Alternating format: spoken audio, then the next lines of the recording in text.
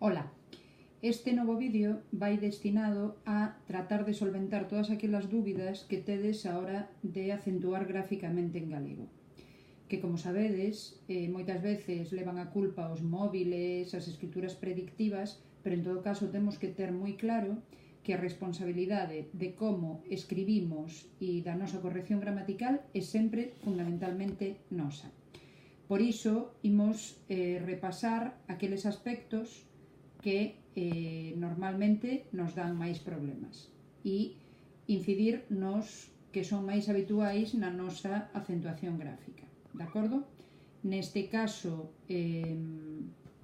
os principais problemas parten sobre todo da confusión coas normas do castelán, algo curioso porque na meirande parte dos casos son exactamente iguais, e daqueles casos especiais de acentuación en galego que é nos que primeiro imos reparar.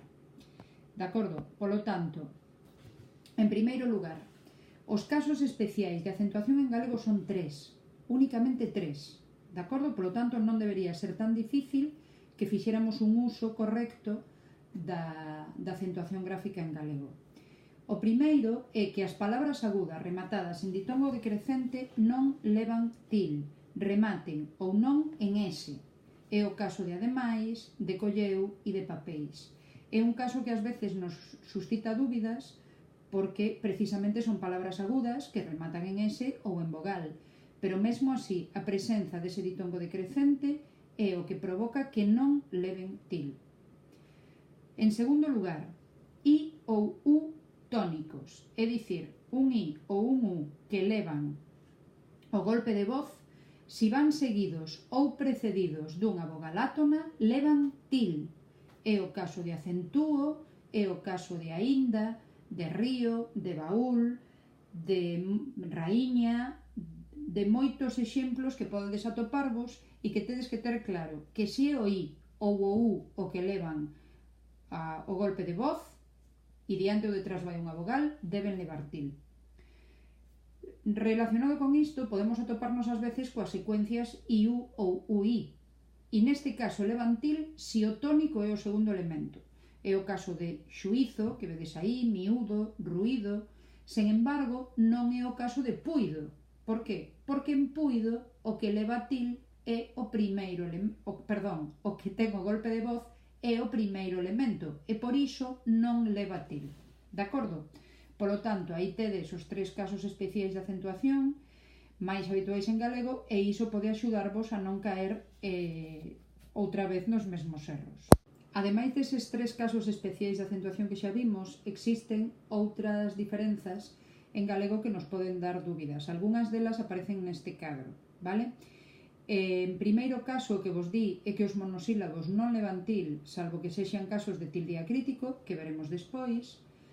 O caso que xa comentamos das agudas rematadas en ditongo decrecente é os adverbios rematados en mente que non levan til independentemente de que a palabra, antes de formar ese adverbio, sí que o levara, que é como sucede en castelán. Aquí temos que ter en conta que o galego considera que esas palabras, eses adverbios rematados en mente forman unha palabra nova, sería unha palabra grave rematada en vogal e polo tanto nunca levarían til. De acordo? Polo tanto, en galego os adverbios rematados en mente nunca levan til. Igual que nunca levan til os interrogativos e exclamativos. Polo tanto, en caso de dúbida, tedes que recordar tamén estas dúas reglas. E, por outro lado, aquí tedes algún dos casos de acentuación diacrítica. Eu coa acentuación diacrítica recomendaríavos que vos fixarades en aqueles casos que máis se utilizan, como poden ser as contraccións de preposición e artigo e sobre todo os verbos.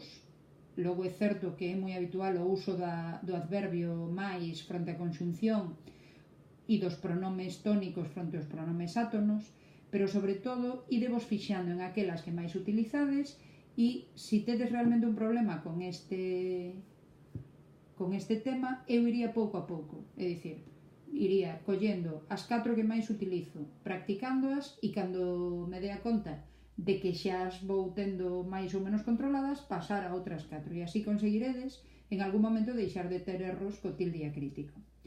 E con isto remataríamos este segundo vídeo. Se tedes calquera dúbida, xa sabedes, poñedevos en contacto comigo.